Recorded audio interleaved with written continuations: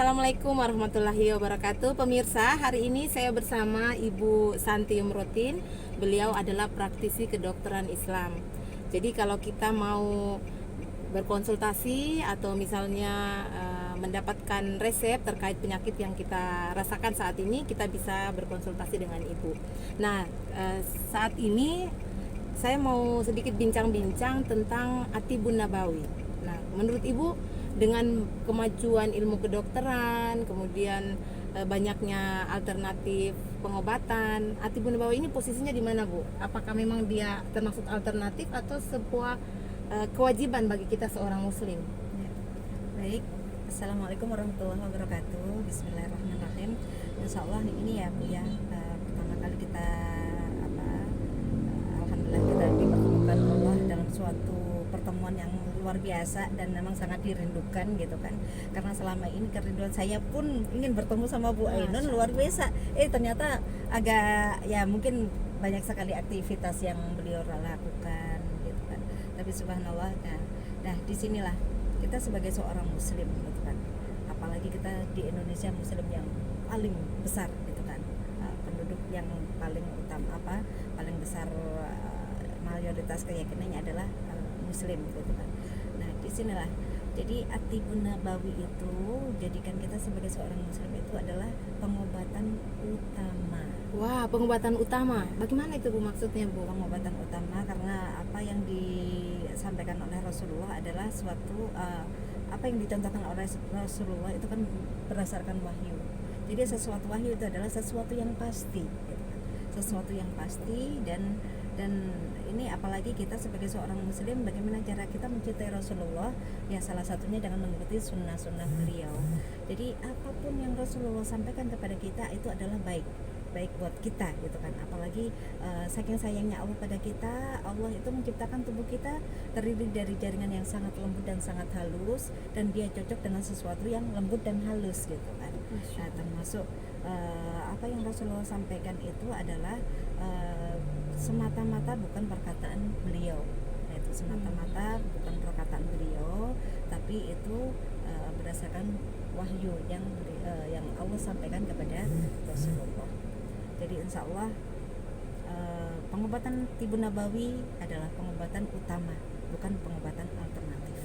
Masya Allah, terima kasih banyak Ibu. Ini membuka lagi ruang-ruang kesadaran kita sebagai seorang muslim untuk mencintai Rasulullah dengan mencoba mempraktikkan apa yang beliau lakukan.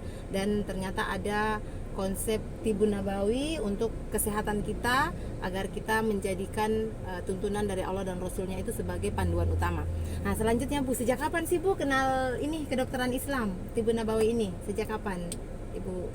Saya pertama kali mengenal Atibun Nabawi saat mengikuti seminar ya. Seminar disitulah ada seorang ustadz dari Jogja, beliau menyampaikan, dan disitulah ada klik banget gitu kan. Masya Allah, nah, di sini adalah sesuai dengan akidah saya gitu kan. Nah disitulah muncul dalam batin saya harus bisa berkontribusi untuk umat, termasuk bagaimana saya mencintai Rasulullah ya dengan mengikuti apa yang beliau contohkan. Itu sejak tahun berapa ya, saat seminar 2017 ya, Bu? Ya, 2017. Nah, gitu. konsep kedokteran Islam ini apakah terpisah, Bu, antara misalnya diagnosa fisik atau dia holistik? Bagaimana dalam Atibun Nabawi? Dia holistik. Contohnya, Bu, disebut holistik karena kenapa? Ya, karena kalau Atibun Nabawi itu pengobatan seseorang itu dia adalah total health management gitu kan, total. Jadi semuanya, jadi termasuk spiritualnya, mentalnya, emosionalnya, dan fisiknya gitu kan. Jadi fisik itu yang menentukan paling sekitar 10%-an gitu kan. Tapi masya Allah yang paling dahsyat adalah nilai spiritual seseorang, kedekatan seseorang kepada Allah. Itu yang paling utama gitu kan. Di sisi yang lain adalah mentalnya, emosionalnya gitu kan. Nah contohnya kayak obat-obatan atau mungkin bisa herbal, bisa kimia, itu kan hanya sekitar 10%-nya saja. Berarti ketika kita sakit, ketika kita mencoba berikhtiar untuk sembuh, yang pertama itu kita harus yakin dulu ya, Bu, bahwa Allah berikan kita penyakit, tentu Allah sudah berikan obatnya. Ya, pasti Jadi kita sebagai seorang muslim, kita pastikan ketika kita sakit, yang kita ingat adalah Allah dulu. Ketika kita sakit, yang kita ingat adalah Allah dulu. Allah yang memberikan penyakit kepada kita, Allah pasti menurunkan obatnya. Nah, disitulah kedekatan kita kepada Allah itu sangat diperlukan banget. Jadi makanya ketika kita jatuh sakit, yang kita ingat adalah Allah dulu, bukan ingat obatku apa ya gitu kan. Saya harus ke dokter ini, ke dokter itu gitu kan.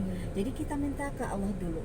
Ya, alangkah indahnya jika ketika kita sakit, kita sholat 2 rakaat memohon kepada Allah kesembuhan.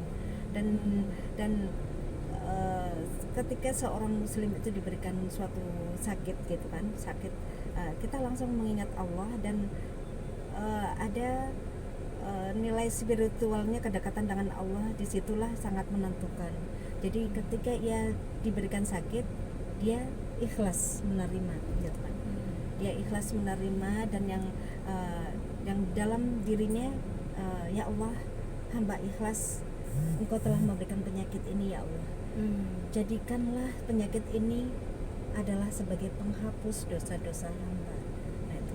Disitulah seseorang yang jatuh sakit ada sifat sabarnya, sifat ikhlasnya. Itu akan menumbuhkan imunitas tubuhnya itu semakin naik. Gitu kan? Imunitas tubuhnya semakin naik. Dan masya Allah dahsyat banget gitu kan.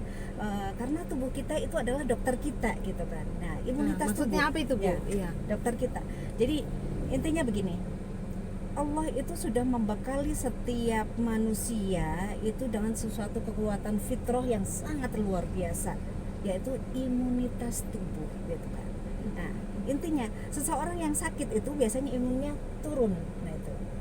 Faktor-faktor penyebabnya yaitu banyak, termasuk spiritual yang rendah, terus emosionalnya, mentalnya juga gampang pikiran segala macam. Nah, itu masya Allah dasar banget untuk mempengaruhi imunitas tubuh seseorang. Makanya imunitas tubuh itu adalah termasuk warning, istilahnya dokter kita gitu kan. Nah, dokter tubuh kita, kitalah dokter gitu kan. Jadi begitu. Jadi insya Allah, makanya alangkah indahnya kita pun belajar untuk apa sih At-Tibun Nabawi, apa sih, bagaimana sih kedokteran Islam itu gitu kan. Masya Allah di situ kita dituntut, kita sebagai seorang muslim yang seorang manusia, seorang hamba di muka bumi ini, ya kitalah dokternya. Minimal kalau kita belajar itu, minimal kita bisa menjadi dokter buat pribadi kita, minimal itu. Nah, berarti Bu, kan Allah itu memberikan tanda-tanda kekuasaannya. Kalau di alam semesta kita bisa lihat ada ciptaan Allah, langit, lautan, dan banyak lagi. Berarti pada diri kita juga ini ada tanda-tanda kekuasaan Allah. Karena Ibu katakan tadi, diri kita adalah dokter kita. Apakah memang Bu, perubahan-perubahan misalnya pada bentuk wajah atau bentuk jari, kita bisa melihat seseorang itu sehat atau tidak? Bagaimana Bu dalam Tibun Nabawi? Benar banget, karena sekali lagi saya sampaikan bahwa Allah itu sangat saking sayangnya pada kita.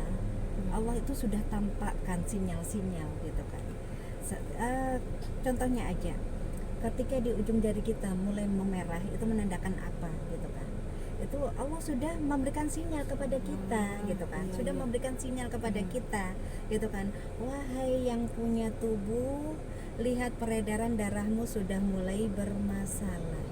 Nah, penyakit apa yang berhubungan dengan peredaran darah? Penyakit apa, Bu? Kolesterol, darah tinggi, asam urat, stroke kan. Masya Allah. Di situ. Jadi kita istilahnya mau Allah itu sampai munculkan ke permukaan tanda-tanda itu ketika dalam organ-organ tubuh kita itu sudah mulai ada masalah, gitu kan. Jadi saking sayangnya Allah pada kita, Allah sampai munculkan gitu kan. Contohnya aja seseorang yang kena sakit lambung, itu sakit lambung. Misalkan begini, kenapa ya jerawatan? Kok jerawatan terus muncul di pipi? Sering muncul gitu kan. Sering muncul, sudah pakai kosmetik A, sudah ternyata muncul lagi. Pakai kosmetik B, ternyata muncul lagi. Harusnya kalau kita dalam dunia kedokteran Islam, itu harus kita cari sumbernya. Nah, cari sumbernya. Ini berhubungan dengan apa? Ini adalah saking sayangnya Allah, tanda-tanda sinyal itu sampai Allah munculkan. Padahal disitulah ada organ dalam tubuh kita itu ada yang mulai bermasalah. Nah, itu lambung. Makanya masalah utama itu harus kita selesaikan. Nah, lambunglah kita selesaikan permasalahannya. Ketika lambung sudah diatasi permasalahan, insya Allah yang namanya jerawat di pipi itu akan dengan sendirinya akan hilang. Kalau Gitu. di Ibu Nabawi sendiri kalau masalah lambung itu biasa produk yang disarankan apa Bu untuk dikonsumsi? Dan subhanallah kalau Ati Nabawi, Rasulullah, pengobatan Rasulullah itu adalah dengan madu dan herbal. Kemudian yang kedua berhijamah. Nah itu kan, nah itu yang disarankan. Makanya apa istilahnya, usaha kita, ikhtiar kita itu kita usahakan ke yang dua itu, yang halal dan thoyyib. Nah, itu apapun yang masuk dalam tubuh kita usahakan itu yang halal dan thoyyib, ya wajib kita yang halal dan thoyyib. Itu termasuk pengobatan Rasulullah itu adalah dengan madu dan herbal. Kemudian yang kedua dengan berbekal. Nah, salah satunya kalau ketika lambung, kita kalau di HMI gitu kan itu pakai yang Magafit gitu. Magafit susu kambing. Jadi subhanallah susu kambing itu adalah herba sunnah, herba kesukaan Rasulullah gitu kan. Jadi insya Allah susu kambing itu sangat bagus buat di lambung karena di situ dia herbanya bersifat basa. Jadi ketika orang yang lambung itu biasanya asamnya tinggi, segera kita netralkan dengan yang basah. Masya Allah. Dan susu kambing subhanallah di situ emang luar biasa, termasuk untuk orang-orang yang ada kelemahan di paru-parunya, di jantungnya. Itu sangat bagus banget ketika kita konsumsi yang namanya susu kambing. Nah, dari penjelasan Ibu, kira-kira kalau misalnya ada pemirsa mungkin yang penasaran dengan Tibu Nabawi, kira-kira bisa datang kemana nih Bu untuk berbelanja produknya, dan misalnya ingin berkonsultasi, mungkin bisa ada nomor handphone yang disampaikan kepada pemirsa? Boleh, insya Allah bisa datang langsung ke rumah kami gitu kan, yang ada di Perumnas Waruruma, atau bisa menghubungi 08 310